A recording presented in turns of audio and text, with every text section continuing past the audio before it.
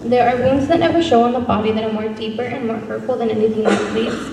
This is a quote from Hamilton's Minstrel's Kiss. And as you can tell from the quote I just read and the TED Talk title, I'll be talking about depression.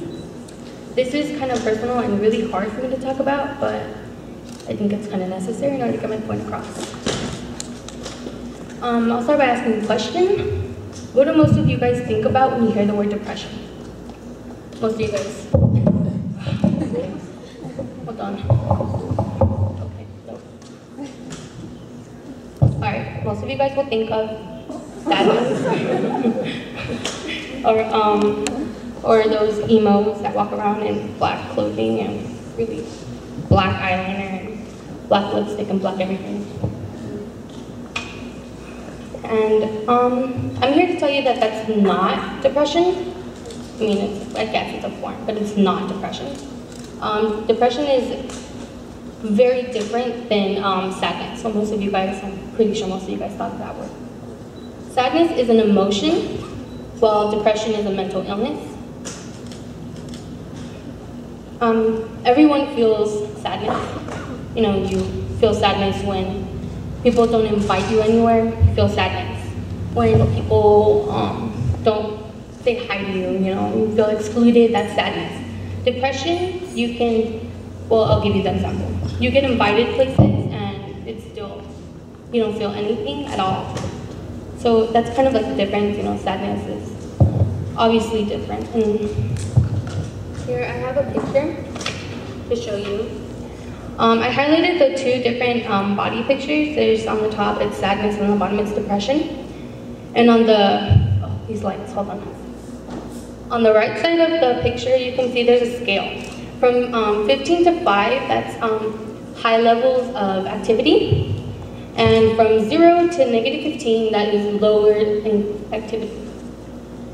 As you can see in sadness, there is kind of a lot of, well, like 5, I guess, activity in the heart and chest area, especially in the mind, which to me proves that you do feel something when you are sad, because think of the last time you were sad. Obviously you felt something, you wanted to cry, you were sad, heartbroken. When you're depressed, take a look at the picture, it's black. There's no yellow, no orange, no red. You don't feel anything.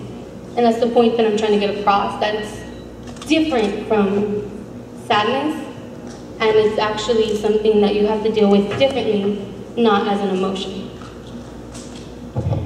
And I guess I'll start with my story. I was diagnosed with depression when I was 13, almost 14, and I was in second semester of 8th grade year.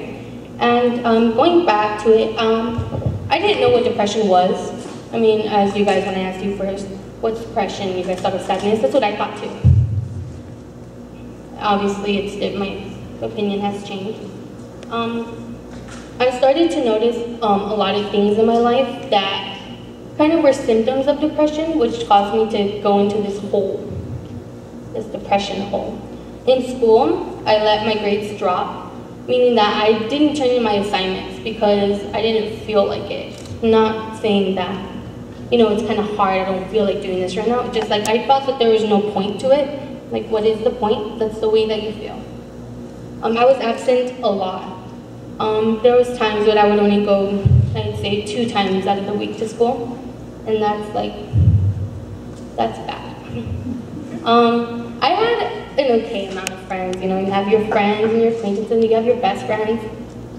By the time I was done with second semester of my 8th grade year, I probably had 2, and one of them was my sister. And that's okay, I like my sister.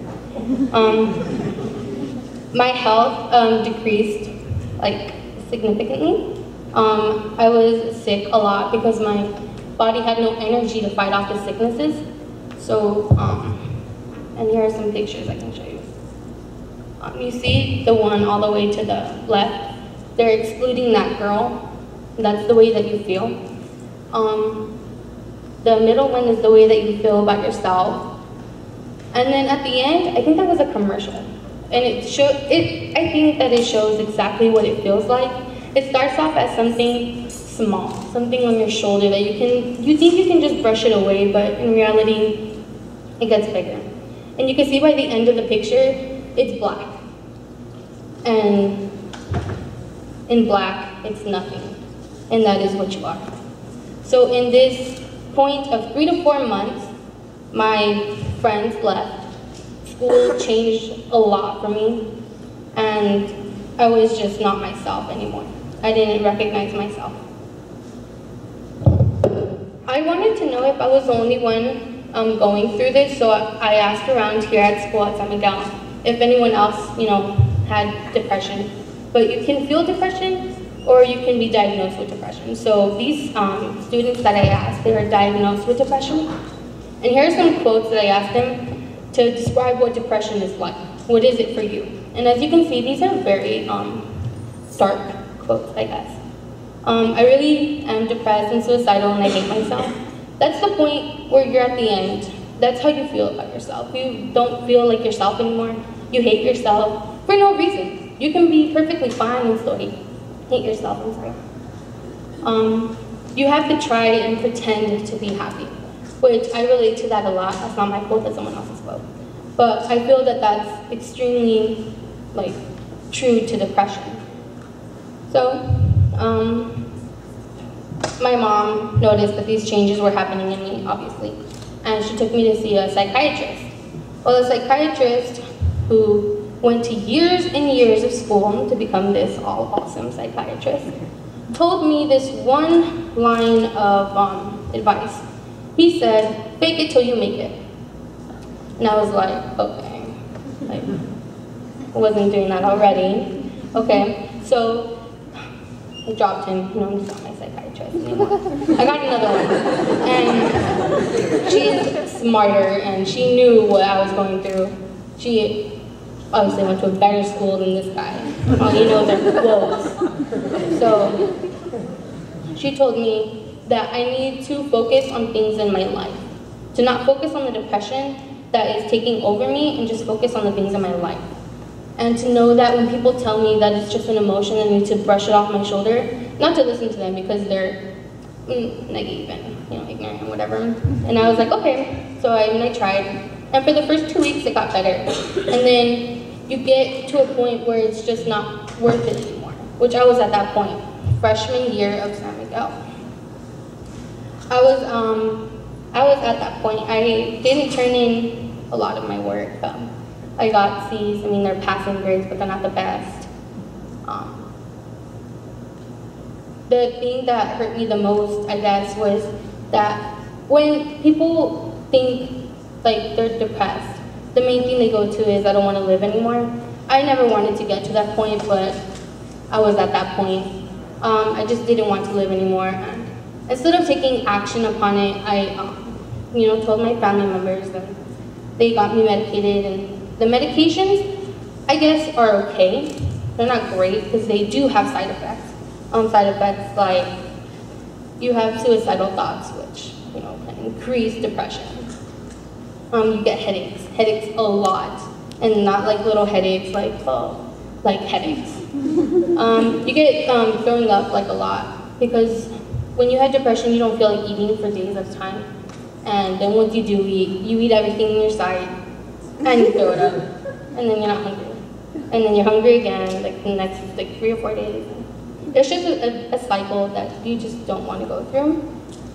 But after taking it for 3 to 4 months, and the first 3 to 4 months being horrible, the 4th month I actually started to get better. I started doing my hair, doing my makeup, feeling actually kind of good about myself, and not in the way that I really didn't want to feel. When you have depression, that's what you feel. These are some pictures that you can see. The one on the top where it says, when you're depressed, it's hard to connect with God. That's the way I felt. The main question was, why me? Why did I have to go through with this? And I guess it's because I'm strong enough. I mean, I'm here today. So I guess that I am strong enough. And I lost my connection with God until I came here to this school, which they enforce God.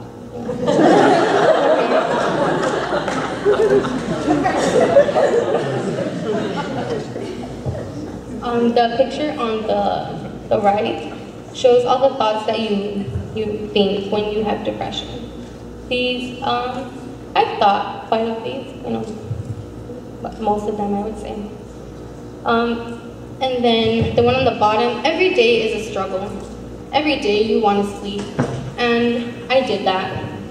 I did that for quite some time. I stayed in bed for 13 hours at a time, just sleeping, and then I'd wake up, stare at a wall, go back to sleep, and then wake up and stare at a wall and go back to sleep. Mind you, that was for like 72 hours straight. I'd never get up, you know, my body was weak. I had bad hygiene, extremely bad hygiene. I wouldn't get up to shower, I wouldn't get up to eat, I wouldn't get up to do anything except for, you know, go to the restroom. People need to do that.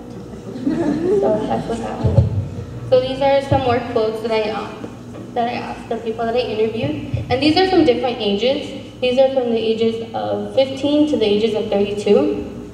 And you can see the one on the top that says, my mom accepted it, but my dad denied it.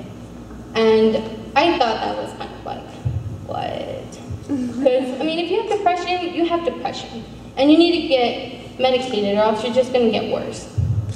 And to have your family members deny it and brush it off as an emotion, it's just, that's the point I'm trying to make. That's not just an emotion that you can brush off. It's not something that you can get cured once and then, you know, you can't feel it again. It's not something like that.